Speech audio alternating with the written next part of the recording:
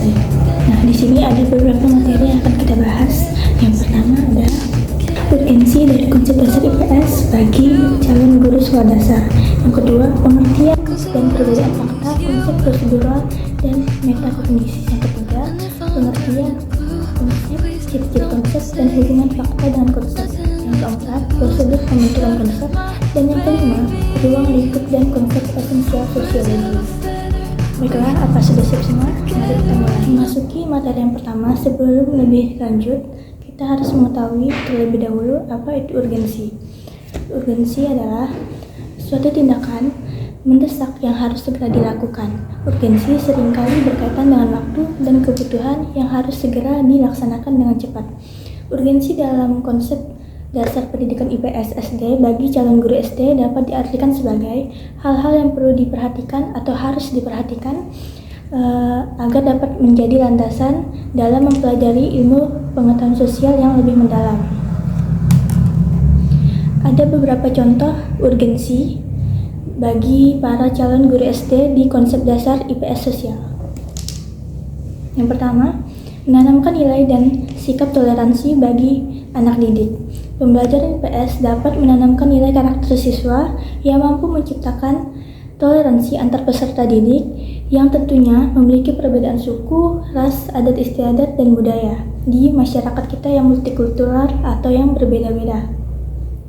Keterampilan sosial adalah bekal yang harus diberikan guru oleh para anak didik sebelum anak didik terjun langsung ke masyarakat yang lebih kompleks. Pembelajaran IPS sebagai pendidikan multikultural di tingkat SD, tentunya guru membangun pengetahuan, sikap, dan keterampilan sosial anak didik. Pembelajaran IPS juga mampu menanamkan nilai karakter siswa yang saling menghargai dan saling menghormati dalam masyarakat yang berbeda-beda atau multikultural. Selanjutnya yang kedua, mengembangkan potensi peserta didik. IPS juga bertujuan untuk mengembangkan potensi peserta didik agar bisa beradaptasi dengan lingkungan sekitar, peka terhadap masalah sosial, dan mampu mengatasi masalah yang akan anak didik hadapi.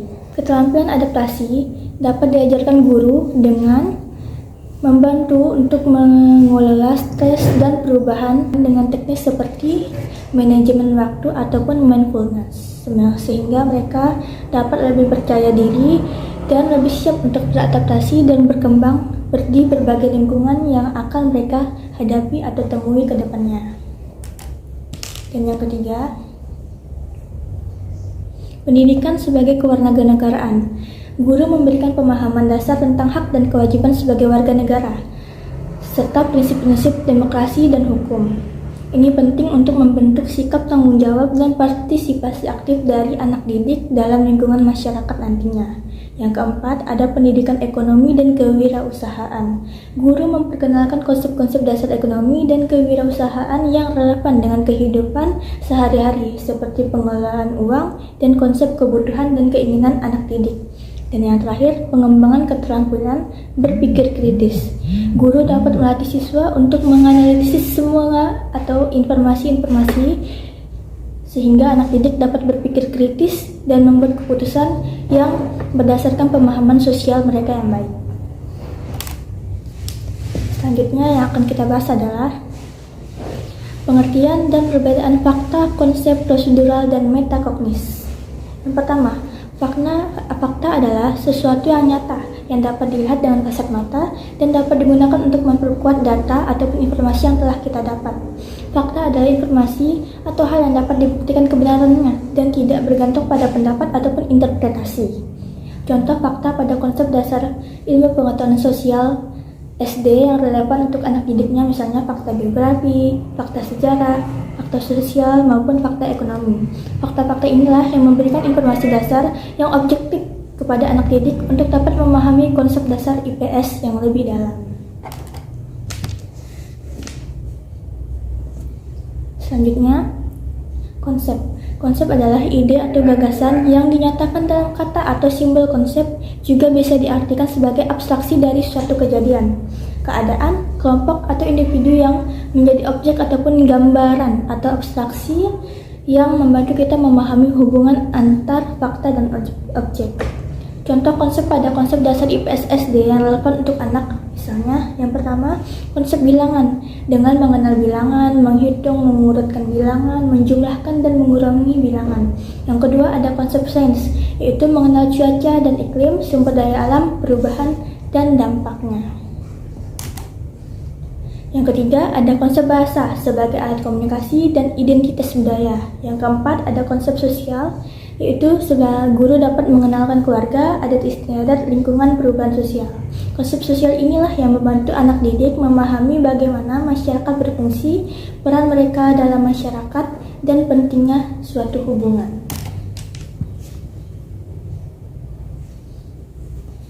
Selanjutnya, apa itu prosedural? Prosedural dalam konteks pendidikan ilmu pengetahuan sosial bagi tingkat sekolah dasar adalah merujuk pada cara atau langkah-langkah yang sistematis untuk menyelesaikan suatu kegiatan atau memecahkan suatu masalah. Contoh prosedural pada konsep dasar IPS SD yang relevan untuk anak didik misalnya observasi, pengumpulan data, klasifikasi, analisis, dan kesimpulan. Langkah-langkah prosedural ini yang membantu anak didik atau siswa memahami bagaimana cara sistematis dalam mempelajari dan menerapkan konsep-konsep dasar IPS ini.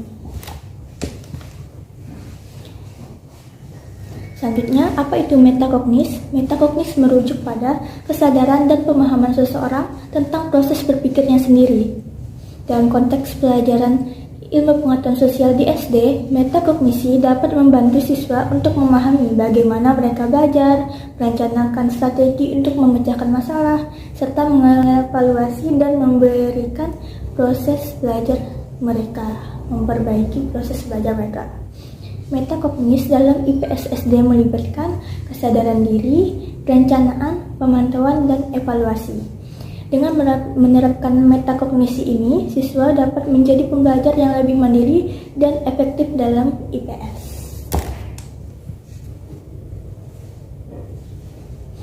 Selanjutnya, pengertian konsep dan ciri-ciri konsep. Apa itu konsep? Konsep adalah ide atau pemahaman yang abstrak atau gambaran umum dan yang digunakan untuk mengkelompokkan dan memahami berbagai fenomena, objek, atau ide berdasarkan kesamaan karakteristik. Konsep membantu kita membuat generalisasi dan memudahkan komunikasi serta pemikiran. Ciri konsep yang pertama abstrak, yang kedua generalisasi, yang ketiga definisi, dan yang keempat relasional. Hubungan fakta dan konsep. Fakta adalah pernyataan atau informasi yang dapat diverifikasi kebenarannya berdasarkan bukti empiris atau observasi. Fakta adalah data konkret yang bersifat spesifik. Konsep adalah cara kita mengelompokkan dan memahami fakta-fakta tersebut dengan merangkum karakteristik umum. Nah, jadi apa itu hubungan fakta dan konsep? Hubungan fakta dan konsep adalah konsep dibentuk berdasarkan fakta-fakta yang ada. Dengan memahami berbagai fakta, kita dapat mengembangkan dan memperjelas konsep.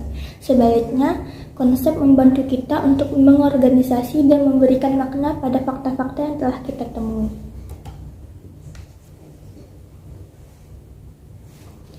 Selanjutnya, prosedur pembentukan konsep.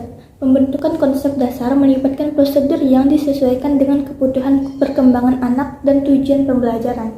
Berikut adalah prosedur yang umum diterapkan. Yang pertama, ada identifikasi tujuan pembelajaran, yaitu dengan menentukan tujuan pembelajaran yang ingin dicapai, misalnya memahami konsep dasar tentang masyarakat, budaya, ekonomi, ataupun lingkungan. Yang kedua, pengenalan konsep. Guru memperkenalkan konsep dasar dengan cara yang sesuai dengan usia siswa, menggunakan contoh sederhana dan relevan dengan kehidupan sehari-hari mereka. Yang ketiga, pengumpulan informasi. Menggunakan sumber yang sesuai seperti buku, teks, gambar, dan video, dan kunjungan lapangan untuk mengumpulkan informasi yang mendukung pemahaman konsep. Yang keempat, ada aktivitas classroom. Guru menggunakan metode pembelajaran yang aktif seperti diskusi kelompok, permainan edukatif, atau proyek kecil yang berkaitan dengan konsep yang diajarkan. Yang kelima, pemahaman dan penalaran. Guru mendorong siswa untuk menghubungkan informasi baru dengan pengetahuan yang sudah ada dan menjelaskan konsep dalam kata-kata mereka sendiri. Yang keenam, latihan dan penerapan. Guru memberikan kesempatan kepada anak didik atau siswa untuk menerapkan konsep dalam berbagai situasi, misalnya melalui latihan soal, tugas, atau kegiatan kreatif. Yang ketujuh, evaluasi dan penilaian. Guru menilai pemahaman siswa melalui tes, kuis, atau observasi selama kegiatan belajar untuk memastikan bahwa konsep telah dipahami dengan baik. Yang kedelapan, penyempurnaan konsep. Guru melakukan revisi atau penjelasan tambahan untuk mengatasi kesalahan pemahaman atau kekurangan dalam pengajaran. Yang kesembilan, yang terakhir, refleksi. Guru mengajak semua siswa atau anak didik untuk merefleksikan apa yang telah dipelajari dan bagaimana mereka dapat menggunakan konsep tersebut dalam kehidupan sehari-hari.